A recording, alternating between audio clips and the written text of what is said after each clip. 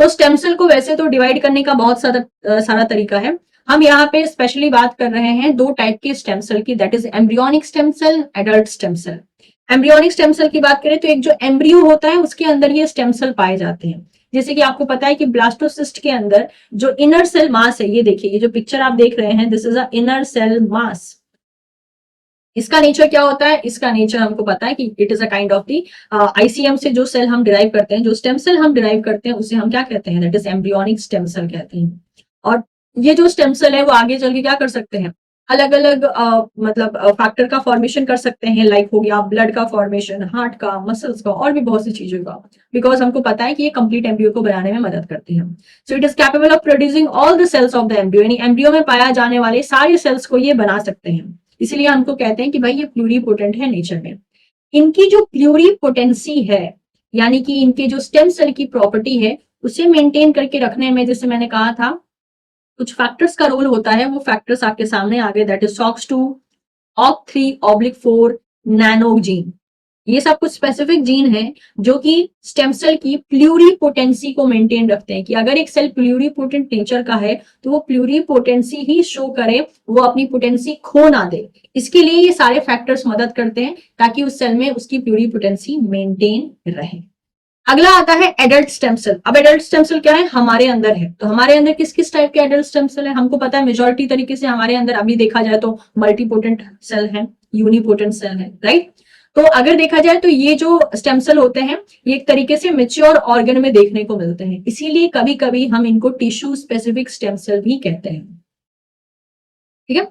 तो क्योंकि ये मेच्योर ऑर्गन के टिश्यू में पाए जाते हैं, तो इसलिए इनको हम टिश्यू स्पेसिफिक स्टेम सेल कहते हैं। इनका मेन काम होता है कि अगर मान लीजिए किसी भी एरिया में रिपेयर की जरूरत है, कुछ सेल को रिपेयर करना है या उसको रिप्लेस करना है, तो उस टाइम पे ये एडल्ट स्टेम सेल काम करते हैं। और ये क्या कर सकते हैं? ये फ्यू से लेके सेवरल सबसेट ऑफ सेल को बना सकते हैं। ये एडल्ट स्टेम सेल मल्टीपोटेंट भी हो सकते हैं, यूनिपोटेंट भी हो सकते हैं। अब अगर मैं एपिडर्मिस की बात करूं, तो अगर मैं बॉडी के किसी एक जगह की एपिडर्मिस की बात करूं, तो वो एपिडर्मिस सिर्फ उसी एरिया में बनेगा, किसी और एरिया में नहीं बनेगा, तो वो यूनिपोटेंट नेचर का हो गया। ठीक है। ब्लड सेल की बात करें जो कि हिमाटोपोटिक स्टेम सेल है, तो वो अगेन एक तरीके से मल्टीपोटेंट का एग्जाम्पल हो गया। एडल्ट सेल जैसे कि एग्जाम्पल हो गया fibroblast, epithelial cell can be reprogrammed to convert it into the pluripotent stem cell। कि एडल्ट स्टेम सेल जो है, जो मेच्योर ऑर्गन होते हैं, उनके टिश्यू में पाए जाते हैं, इसलिए इनको हम टिश्यू स्पेसिफिक स्टेम सेल भी कहते हैं। एडल्ट स्टेम का मेनली काम होता है कि कहीं पे दूसरे सेल्स को रिप्लेस करना, या कहीं पे कुछ प्रॉब्लम हो गई तो उन सेल्स को या टिश्यू को रिपेयर करना। एडल्ट स्टेम सेल इसीलिए हमारी बॉडी में जो देखे जा रहे हैं वो या तो मैक्सिमम मल्टीपोटेंट होते हैं या तो यूनिपोटेंट होते हैं। जैसे कि यूनिपोटेंट में हमने किसका एग्जांपल देखा था? हमने मेनली एग्जांपल देखा था that is your sperm and egg का, राइट। जबकि हमने मल्टीपोटेंट में ब्लड, यहाँ पे हमने हिमाटोपोटिक स्टेम सेल का देखा था, मेमोरी ग्लैंड का देखा था। इसी तरीके से क्या बोला गया है कि कुछ एक आध ऐसे एडल्ट स्टेम सेल हैं, जैसे कि हो गया फाइब्रोब्लास्ट या फिर एपिथेलियल सेल, इनको जो है हम प्लूरीपोटेंट स्टेज में वापस से भेज सकते हैं। यानी कि अगर कोई ऐसा सेल है जो कि प्लूरीपोटेंसी अपनी खत्म कर चुका है, उसके अंदर अब प्लूरीपोटेंट नेचर नहीं पाया जाता है, तो उस सेल को हम वापस से प्लूरीपोटेंट स्टेज में भेज सकते हैं। कैसे भेज सकते हैं? हमें उन सेल को रीप्रोग्राम करना पड़ेगा, यानी जो एडल्ट सेल है उनको हमें रीप्रोग्राम करना पड़ेगा। अब हम उसको रीप्रोग्राम कैसे करेंगे? उसके अंदर कुछ ट्रांसक्रिप्शन फैक्टर को एक्सप्रेस करवा के, जैसे कि ट्रांसक्रिप्शन फैक्टर लाइक OCT3 या 4, SOX2 हो गया, CMYC हो गया, KLF4 हो गया।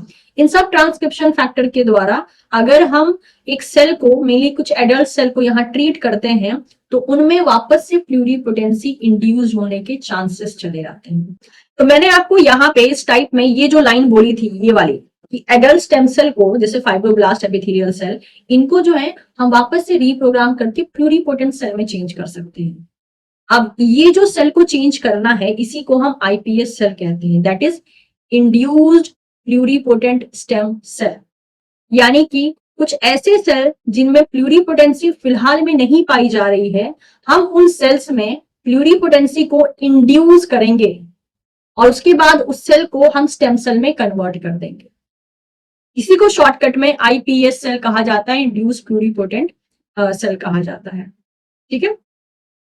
तो अब इसमें किया क्या गया, चलिए समझते हैं। इंड्यूस का मतलब सभी को पता है, इंड्यूस का मतलब होता है किसी के अंदर ये इफेक्ट क्रिएट करना। तो हमारे पास क्या है, कुछ जीन्स है, जैसे कि SOX2, OCT4। ठीक है। ये जीन्स क्या करती हैं, ये एक और फैक्टर को एक्टिवेट करवाती हैं जिसका नाम है नैनोग, और कुछ और भी ट्रांसक्रिप्शन फैक्टर को ये एक्टिवेट करवाती हैं जो कि एक्चुअल में प्लूरीपोटेंसी को सेल के अंदर मेंटेन करता है और डिफरेंशिएशन को ब्लॉक करता है। अदर जीन है सीमिक। ये क्या करती है, ये एक्चुअल में क्रोमैटिन को ओपन कर देती है और जीन की जो एसेसिबिलिटी है उसकी उसको उस एसेसिबिलिटी को क्या करती है, बढ़ा देती है। और वो कौन से जीन हो सकते हैं, SOX2 OCT4 नैनो। तो सीमिक का काम होता है it open up the chromatin and made the gene accessible to SOX2 OCT4 nano. यानी स्पेशली वो जीन जिनके जिनके क्रोमैटिन के ओपनिंग की वजह से सेल के अंदर स्टेम सेल प्रॉपर्टी आ सकती है, तो उस जीन की एसेसिबिलिटी बढ़ा देती है ताकि उस जीन के साथ SOX2 OCT4 नैनो जो है अच्छे से काम कर सके। और लास्ट में आ जाता है KLF जो कि एक्चुअल में सेल डेथ को प्रिवेंट करता है। ठीक है, तो इसी को जब हम एक्सप्रेस करवाते हैं एक सेल के अंदर, तो उसमें जो है स्टेम सेल यानी मेनली प्लूरीपोटेंसी इंड्यूस हो जाती है। तो किया क्या गया, जैसे ध्यान से यहाँ पे देखिए, हमने क्या किया, एक कल्चर मीडिया लिया, उसमें हमने माउस का फाइब्रोब्लास्ट जो कि एक डिफरेंशिएटेड सेल है, राइट, जो अपनी स्टेम सेल प्रॉपर्टी नहीं रखता, वो एक डिफरेंशिएटेड सेल है, एक फंक्शनल सेल है। तो हमने क्या किया, माउस के फाइब्रोब्लास्ट को हमने यहाँ पे कल्चर किया और वायरल इंफेक्शन के द्वारा हमने उस कल्चर में OCT34, सीमिक, SOX2, KLF4 इन सारे के सारे जीन्स का एक्सप्रेशन करवा दिया। जब हमने इस वायरस को इस सेल के साथ एक तरीके से आप कह सकते हो एक्सप्रेस करवाया, तो जो वायरस के अंदर जो भी जीन्स था वो क्या हो गया, वो इस फाइब्रोब्लास्ट में आके एक्सप्रेस हो गया। फिर हमने क्या किया, फिर हमने जो है यहां से सेल्स का सिलेक्शन किया। जब हमने सेल्स का सिलेक्शन किया तो हमको ये देखने को मिल रहा है कि जो सेल्स हैं वो क्या कर गए हैं, वो एक्चुअल में अपनी प्लूरीपोटेंट नेचर को गेन कर चुके हैं और उनमें अब प्लूरीपोटेंसी देखी जा रही है। और जब उन सेल को आगे डिफ्रेंशिएट करवाया गया तो देखा जा रहा है कि वो अलग अलग टाइप के सेल्स बना रहे हैं जो कि मीजोडर्म ओरिजिन का हो सकता है, एक्टोडर्म ओरिजिन का हो सकता है या एंडोडर्म ओरिजिन का हो सकता है। आपको ध्यान रखना है जब ICM आगे चल के डिफ्रेंशिएट होता है तो वो 3 टाइप के जर्म लेयर का फॉर्मेशन करता है ड्यूरिंग द गैस्ट्रुलेशन फेज। एक होता है एक्टोडर्म, एंडोडर्म, मेसोडर्म। हमारी बॉडी में जितने भी बॉडी पार्ट है, हमारी बॉडी के अंदर जितने भी ऑर्गन है, वो ऑर्गन इन्हीं तीनों जर्म लेयर की हेल्प से बने हैं। यही 3 जर्म लेयर जो है, इन्हीं 3 जर्म लेयर ने हेल्प किया है उन सारे ऑर्गन को बनाने में। ठीक है, तो हमारी बॉडी के कोई भी पार्ट को ले लीजिए, वो किसी ना किसी जर्म लेयर से बनी हुई है।